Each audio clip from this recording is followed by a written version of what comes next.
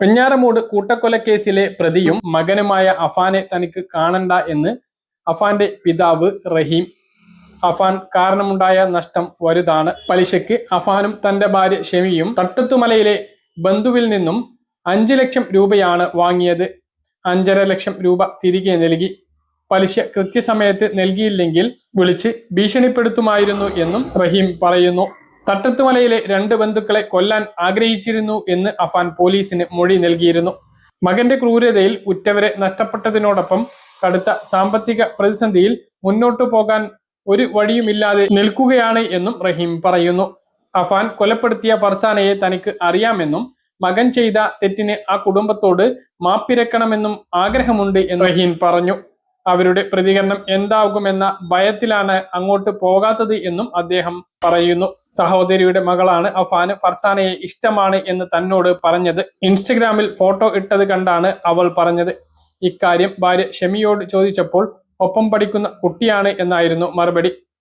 പിന്നാലെ അഫാനോട് കാര്യം ചോദിച്ചു. ഉമ്മ ചുമ്മാ പറയുന്നതാണ് വാപ്പ എന്നായിരുന്നു അഫാന്റെ മറുപടി. ചുമ്മാതൊന്നുമല്ല എന്ന് ഞാനും പറഞ്ഞു. നിനക്ക് അങ്ങനെ എന്തെങ്കിലും ആഗ്രഹം ഉണ്ടെങ്കിൽ മനസ്സിലിരിക്കട്ടെ. സ്വന്തമായ ഒരു നിലയിലെത്തുമ്പോൾ 10-27 വയസ്സാകുമ്പോൾ തൊഴിൽ കണ്ടെത്തണം. അപ്പോൾ ഇഷ്ടമാണെങ്കിൽ കല്യാണം കഴിപ്പിച്ചു തരാം. തനിക്ക് വിഷയമില്ല എന്ന് മകനോട് പറഞ്ഞിരുന്നു എന്നും റഹീം വെളിപ്പെടുത്തുന്നു. ഫർസാനയുടെ ഫോട്ടോ അയച്ചു തരാൻ മകനോട് ആവശ്യപ്പെട്ടിരുന്നു എങ്കിലും അയച്ചില്ല. സംസാരിക്കുന്നത് കേട്ട ഇളയ മകൻ വാപ്പ ഞാൻ അയച്ചു തരാം എന്ന് പറഞ്ഞ് വാട്സപ്പിൽ അയച്ചു തരികയായിരുന്നു എന്നും റഹീം പറയുന്നു. ഫർസാനയുടെ മാല വാങ്ങി അഫാൻ പണയം വെച്ചിരുന്നു. വിഷയം വീട്ടിൽ അറിഞ്ഞതോടെ നിർബന്ധിച്ച് തിരികെ എടുപ്പിക്കുകയായിരുന്നു. ഇതോടെ ഫർസാനയോടുള്ള സ്നേഹം മാറി പകയായെന്ന് അഫാൻ പോലീസിനോട് വെളിപ്പെടുത്തിയിരുന്നു. ദുരിതാവസ്ഥയിൽ ബുദ്ധിമുട്ടിച്ചതോടെയാണ് വകവരുത്താൻ തീരുമാനിച്ചത് എന്നും അഫാൻ മൊഴി നൽകി. ഉമ്മ ഷെമിക്ക് സുഖമില്ലെന്ന് പറഞ്ഞാണ് സംഭവ ദിവസം ഫർസാനയെ അഫാൻ നിർബന്ധിച്ച് വീട്ടിലേക്ക് കൂട്ടിക്കൊണ്ടുവന്നത്. വീട്ടിൽ എത്തിയതോടെ തലക്കടിച്ച് കൊല്ലുകയായിരുന്നു.